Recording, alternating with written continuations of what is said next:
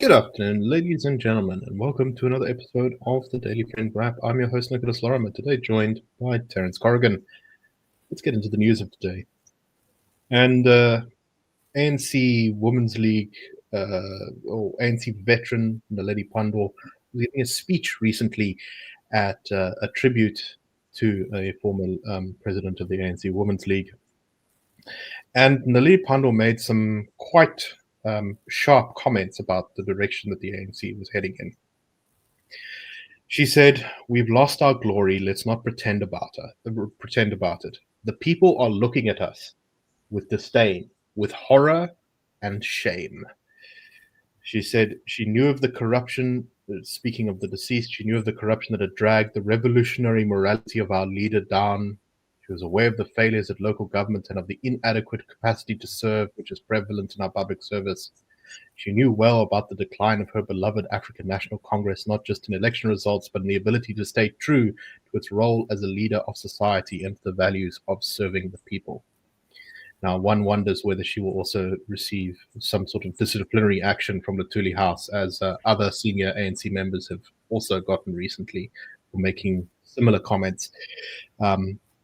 But regardless, and we've gotten more details from that DA polling, which I think we talked about last week. In fact, Terence and I talked about last week, which showed the ANC support in Joburg collapsing.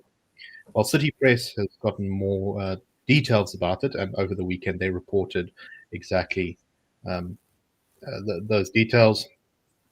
National turnout is quite interesting, and I'll explain why later. The ANC is, according to this poll, at 29% nationally to the DA's 28%, and I think MK was in third place on 11%. What's more interesting is if you look at the polling done in the various metros. This DA poll said that the DA is on 48%, 16% increase from last time in Tshwane, the ANC at 27%. In Ekurhuleni, the East Rand, and in Gauteng, the DA is at 41, up 13 points. The ANC is down at 19, which is down by 19. The EFF at 12 and the MK party at 11. In eThekwini, Durban, this is, I think, perhaps the most shocking poll result. The DA is at 44, up 18 points. MK party is at 31. And the ANC in a distant third place at 14%, with the IFP at 8%.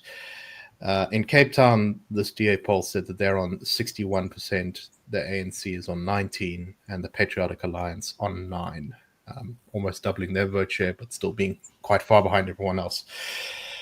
So, Terence, these two stories kind of go quite well together. Naledi Pandor criticizing her own party, declaring that the people look at the ANC with horror and shame, and the polling that we have, all the caveats that it is from the DA, and while it's probably accurate, the ANC tends to get better results come election time. So, these polls are usually just a snapshot rather than a sort of prediction. That being said, what do you make of all of this? Well, I think the thing that jumps out at me about Dr. Pandor's speech is how trapped in the past it was. That talking about the collapse of the present of the ANC in the present, the entire frame of reference was what had gone before. I think there's two problems with that. First of all, the past is the past. A political party that does not adapt to changing circumstances is rapidly running out of road. This goes for any party and any polity. And I think that there were glimpses of the ANC being able to do this at one stage, but I think that certainly since the Mbeki era, it's just kind of flatlined, unable to adapt to a new world, to a new type of society, to people who do not, in the main, have direct memories of apartheid, or don't see that as the kind of focus of their life. There is very little in the ANC that shows that it is able to sort of shake the idea that its great historical mission defeating the apartheid regime or its great historical achievement is something that it can no longer rely on. It's interesting that Gertrude Shope, I think it said, would have been 100 years old or died at 100.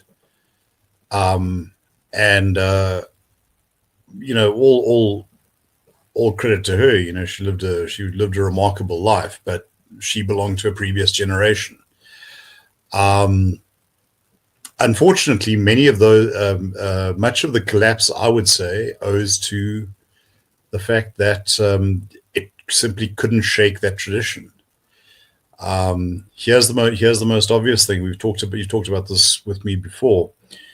When P.W. Botha reached the end of his reformist repertoire, as imperfect as it may have been, there was an F.W. de Klerk to step in. I just don't see who can do this in the ANC. What seems to be on offer is always more of the same. There was a great deal of excitement when President Mandela departed, and President Mbeki was going to be the man to take the party forward.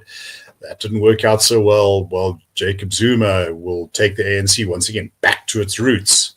Well, that didn't work out so well. So we get a new dawn under President Ramaphosa. There was a lot of excitement about that, and once again, unable to sort of show any direction. And really, what's the most inspirational choice?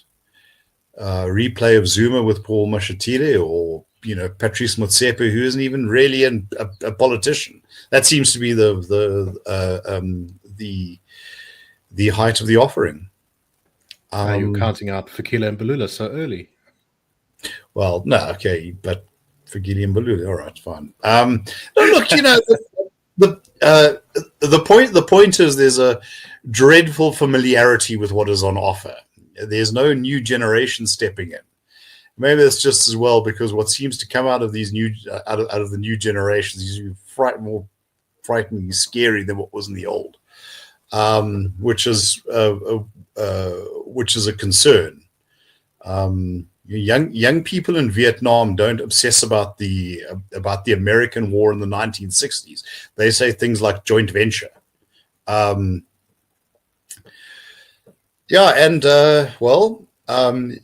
You can see the complete victory of politics over administration in the state of our cities. In cities, you need a government. Perhaps if you're living out in the sticks, and you never had anyone to rely on, you learn to make a plan.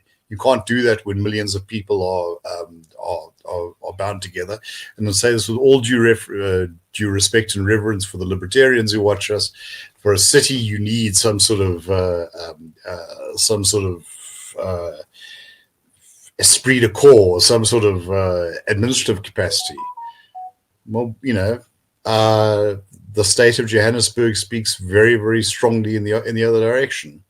And I think for many people for whom the DA is, let's say, an unpalatable choice, they're looking at it and saying, well, Cape Town has a functioning city centre, which Johannesburg doesn't. That was the thing that jumped out at me when I was there a couple of weeks ago, that you can go into the centre of Cape Town, there's restaurants, and you can walk around, and it survives. I double dog dare you to do that in Joburg at night. Yeah. Oh, yeah. The Joburg CBD is not for the faint of heart. I just want to talk a little bit more about the specifics of some of this polling. Firstly, the reporting here done by Report and City Press says that the DA modeled their turnout here on 100% voter turnout. If the DA is on 28% with 100% voter turnout, that's actually an incredible result for them. The DA tends to have voters who are slightly more motivated. You find that the MK party tends to have some of the least motivated voters. If they show up, they'll vote for MK, but it's difficult to turn out. And in fact, one of the reasons that they did quite well in the last election was because they managed to turn those people out on election day, even though some of them are a bit sort of on the fence, it seems, about voting. The DA usually benefits actually from kind of lower turnout because its voters are more likely to turn out, which means that the least enthusiastic voters vote for other parties and they sort of fall away. So at 28% for the DA here is a really good number because it suggests that in an actual election where the turnout might be close to 50%, the DA will actually do even better than that. Now, that being said, there's the big caveat that the DA has polled at 30% or close to 30% before, and then not gotten it on election day. If you go and you look at the Social Research Foundation's polling about 6 weeks before the election in 2024, you'll see that the DA was on about 28%, kind of where it is now, and that decreased till they got just around 22% or whatever it was on the day at come the election time. And that was the ANC's election campaign managing to squeeze the DA back in. But let's just put it this way: things are getting worse in terms of the sort of top line numbers for the ANC. And there's always been, if you go and look back the data over the years, there's always been this significant chunk of ANC voters and Black South Africans who've said either they're open to voting for the DA or after the ANC, the DA is their second choice. And at every election, the DA has kind of said, these people are going to come to us, these people are going to come to us, and then they haven't, or at least not in significant numbers, just little bits. What we might be seeing in this polling here, if it indeed is the case, is that group of people finally breaking away from the ANC and going, okay, let's give option 2 a shot because option 1 is clearly not working out. It's also worth pointing out that historically the ANC does much worse in municipal elections. So that's another reason to think these numbers might not be completely bonkers. In fact, that MK party number at 31% in Durban is not that shocking when you consider that it is a municipal election and MK voters so far have not proven to be, the most enthusiastic to go out and vote. So that's significantly down. I think they got like 48% or something in Durban in the last national election. So them down at 31 could just be a fact that the party just isn't able to turn out those people. But who knows? It gets a bit complicated when you have to start factoring in turnout and stuff like that, which this doesn't. Anyway, point being, Terence, do you have any thoughts on all of that? Do you think I'm right, or do I think the DA is going to get 44% in Durban in the next local government election? Probably not. I think it might be high 30s if they have a very good election. Do you think my skepticism is warranted, or do you think that we're seeing even more of a titanic shift than I'm giving credit for? First of all, we're not in campaigning mode, and that can have a big impact on the way that people sentiment plays out.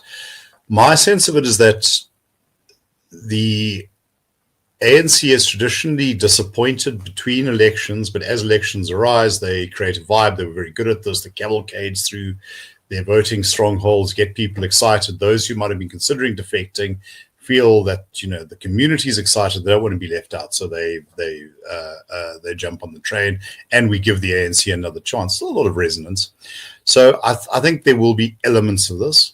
I think though that the ANC is probably facing a sea change. Things like the unrelenting stream of scandals, just the general collapse of urban governance, the stratospheric unemployment, all of these things, and promises. And I think the national dialogue may well end up working against it. Because what they've done is they've provided a platform for people to spend the next year or so complaining about all the dreadful things that the ANC has presided over, which is not which is not smart. And I think that there is also perhaps some truth to the idea that the DA has been in the government. That's something that the idea of a coalition and getting people to work together for the good of the people has been a very popular one, including with ANC supporters. And yes, the DA is in the government. They haven't brought back apartheid. What you get is Leon Schreiber going to Home Affairs and staff that's almost entirely black, toying and ululating and whatever. And I think that creates certain bridges. So yes, I think that there is a part of their constituency that might say, well, we've got a democracy, let's use it. All right. Let's talk about our next story here.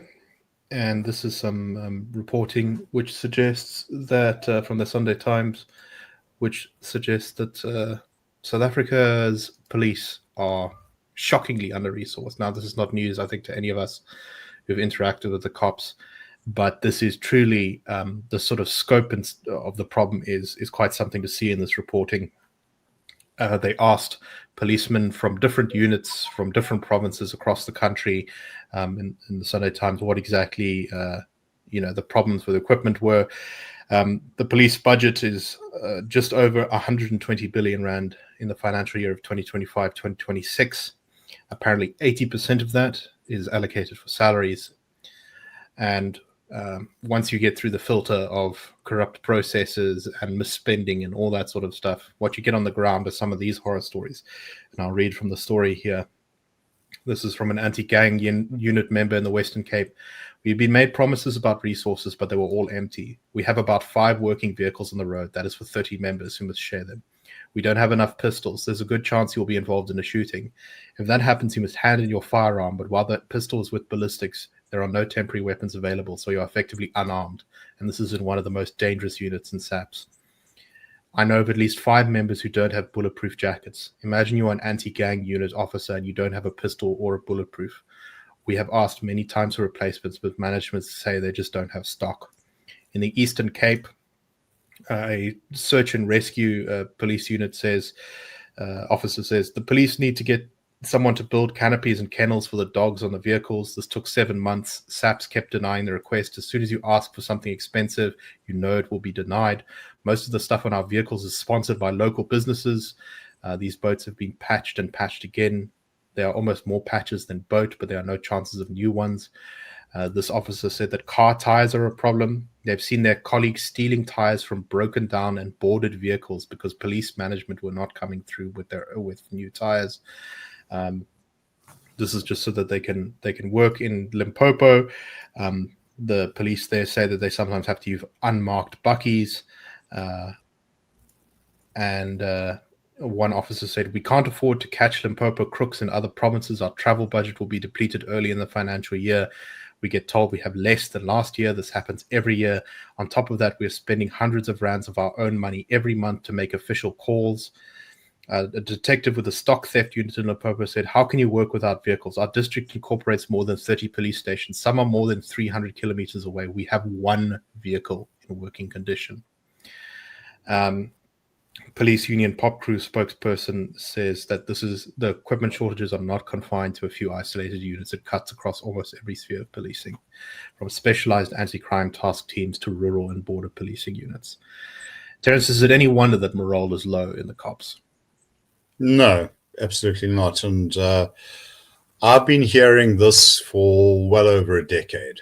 And this is from actual police officers. Old order, new order, it doesn't matter. Things about bulletproof vests, for instance. This is not a rural precinct in Sweden. You're often facing guys armed with pretty lethal firepower. I've heard the same thing about radios, for instance. Two-way radios that you have don't function, so you have to use cell phones, which comes with its own set of problems. Torches.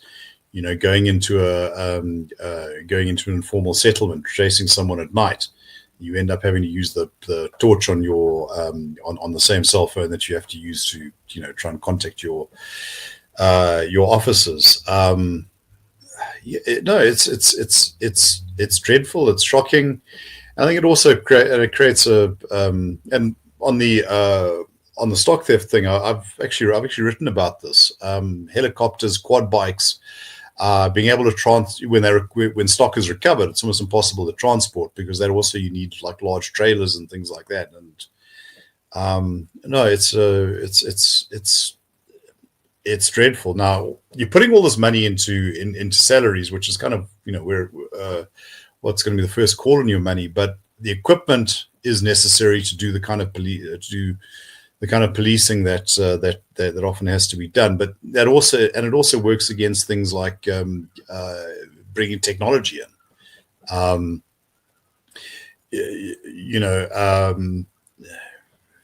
Let's just say that we don't have a CSI style detective branch. Right, we know that our forensics labs aren't working.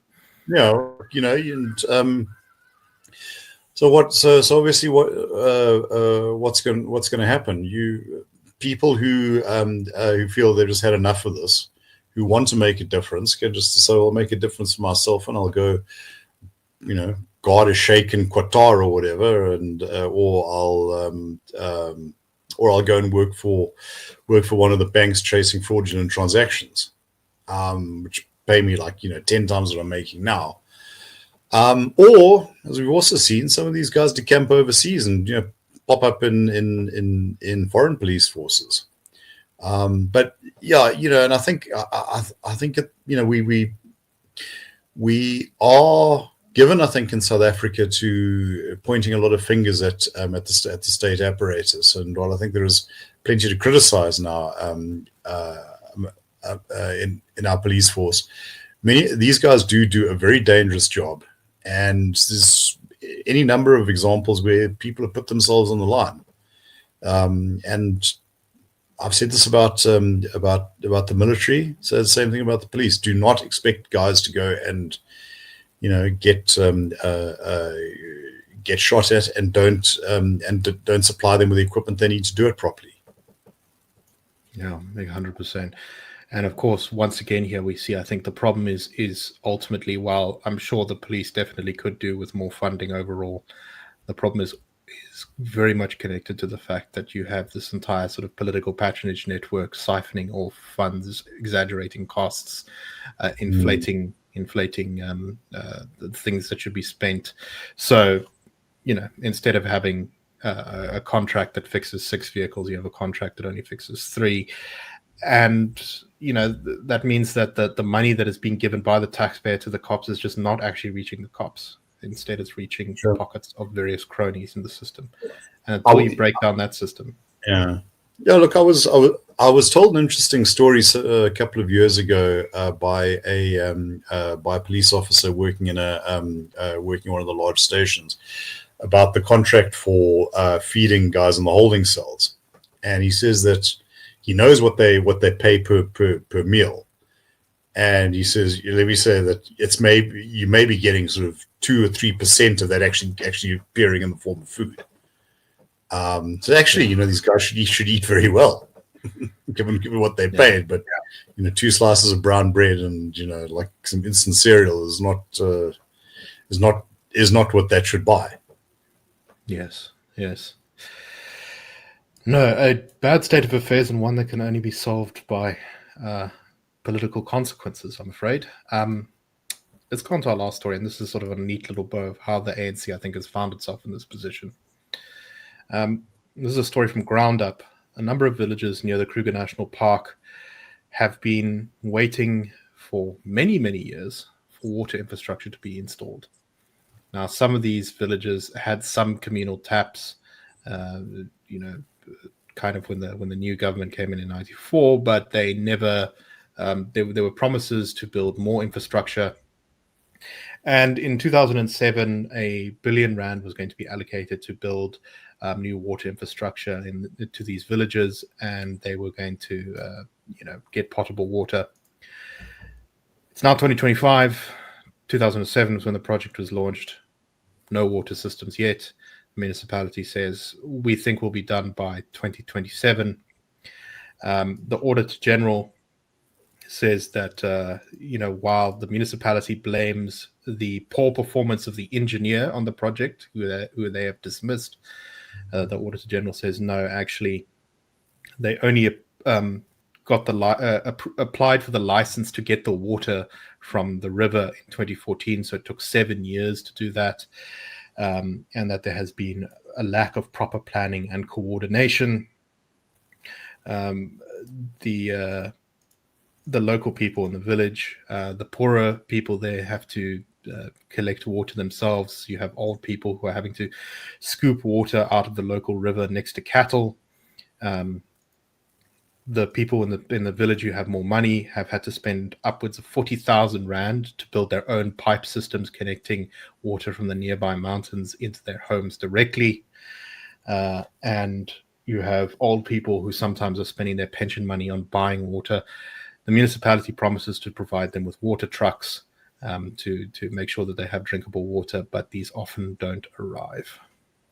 Terence, as you said in our pre-show discussion, one of the great successes of the ANC post-94 was the number of people they connected to the water grid.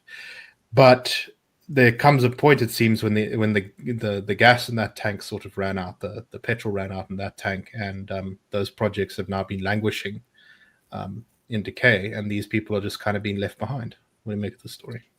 Yeah, that was Kara Asmal, I remember, in the 1990s. There was a lot of sort of politics around that water is a basic human right, and it was also the first resource that the government nationalized. People often forget that. State custodianship. That was kind of where it started. Okay, so but there were all sorts of it was a very elaborate press campaign. You would have like the millionth person receiving water in a standpipe. Though I think there was some creative accounting with that, because they never released the methodology about how they determined that this was the millionth person. One of the problems is that they installed the projects, but wasn't much provision made for maintaining them. And then, just as time went on, it just fell victim to the same incompetence and corruption that seems to have affected everything else. We now end up with, cholera. Now, here's what I said earlier. In a city, you need a government. In the rural areas, perhaps you don't. Though I would say, when it comes to providing potable water, you're probably better off with some sort of state apparatus that can do it. It's really just a massive indictment on a systemic failure, and this is like Project One, like Exhibit One for the prosecution. Yeah, exactly. All right. Thank you very much for listening. We hope you found the show interesting. We will be back tomorrow with the Daily Friend Show. Cheers, everyone, and have a wonderful day. The Daily Friend Show and the Daily Friend are a project of the Institute of Race Relations, the IRR. The IRR is a think tank which was founded in 1929 to study race relations in South Africa and works to change government policy to improve race relations through non-racialism and to ensure the prosperity of all South Africans. If you like our work and would like to support us, please go to irr.org.za and click Support the IRR. Or you can go to thedailyfriend.co.za and click the Fund Us button.